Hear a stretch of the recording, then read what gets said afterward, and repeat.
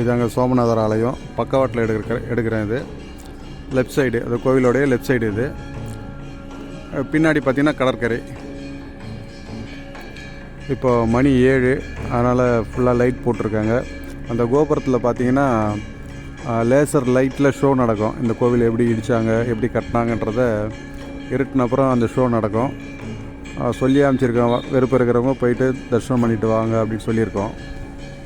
ஹிந்தியில் இருந்தாலும் அதனுடைய காட்சிகள் ஓடுறது நமக்கு ஒரு நல்ல அற்புதமான ஒரு காட்சியாக இருக்கும். அது இந்த ஸ்தலத்தோட புராண வரலாறு என்னன்னு பார்த்தீங்கன்னா, சோமன் அதாவது சந்திரன் வழிபட்ட ஸ்தலம்.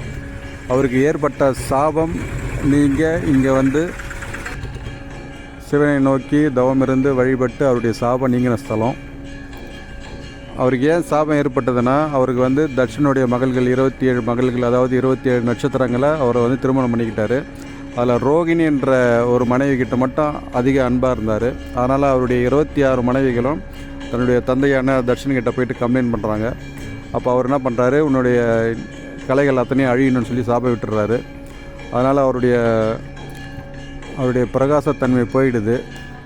அதனால் இந்த ஸ்தலத்தில் வந்து சிவனை நோக்கி தவம் இருந்து மறுபடியும் ஒவ்வொரு நாளாக எப்படி தேய்ந்து போறியோ அதே மாதிரி ஒவ்வொரு நாளாக நீ வளர்ந்து வருவே அப்படின்னு சொல்லிட்டு சிவபெருமன் வரம் கொடுக்குறாரு. இது சோமன் வழிபட்டதுனால சோமநாதர் சோமேஸ்வரம் அப்படின்னு பேர். இங்கே சந்திரனுக்குரிய பரிகார ஸ்தலம். சந்திரனால் ஏற்படக்கூடிய பரிகார தோஷங்கள் இங்கே நிவர்த்தி ஆகும். அது இல்லாமல் 12 ஜோதிர்லிங்கத்திலே இது ரொம்ப சிறப்பான ஸ்தலம். இது கோவிலும் பெரிய கோவில். மூலவர் பார்த்திங்கன்னா நல்லா ஹைட்டாக நல்லா பிரம்மாண்டமாக இருப்பார். இது என்னென்னு கேட்டிங்கன்னா, கடற்கரையோரம் அமைஞ்சறதுனால ஒரு சுற்றுலா ஸ்தலம் ப்ளஸ் ஆன்மீக ஸ்தலம் ரெண்டுமே சேர்ந்து அமைந்த ஸ்தலம். எப்படி நம்ம திருச்செந்தூரில் கோவிலும் கடலை இணைஞ்சிருக்கோ அதே மாதிரி இங்கே குஜராத்தில் கடலும் கோவிலும் சேர்ந்து அமைஞ்சிருக்கிறதுனால இது ஒரு நல்ல ஒரு சிறப்பான ஒரு சுற்றுலா ஸ்தலமாக இங்கே குஜராத்தில் விளங்கிட்டு இருக்குது. இந்த குஜராத் யாத்திரையில் இந்த சோமநாத தரிசனம் ரொம்ப இம்பார்ட்டண்ட்டு. இவரை தரிசனம் பண்ணால் தான் குஜராத் யாத்திரையே பூர்த்தியான மாதிரி. எப்படி நம்ம பெருமாளுக்கு துவாரகா முக்கியமோ அதே மாதிரி சிவ வழிபாட்டில் இந்த ஜோதிர்லிங்கம் ரொம்ப முக்கியமான ஒரு தரிசனம் அப்படின்னு சொல்கிறாங்க.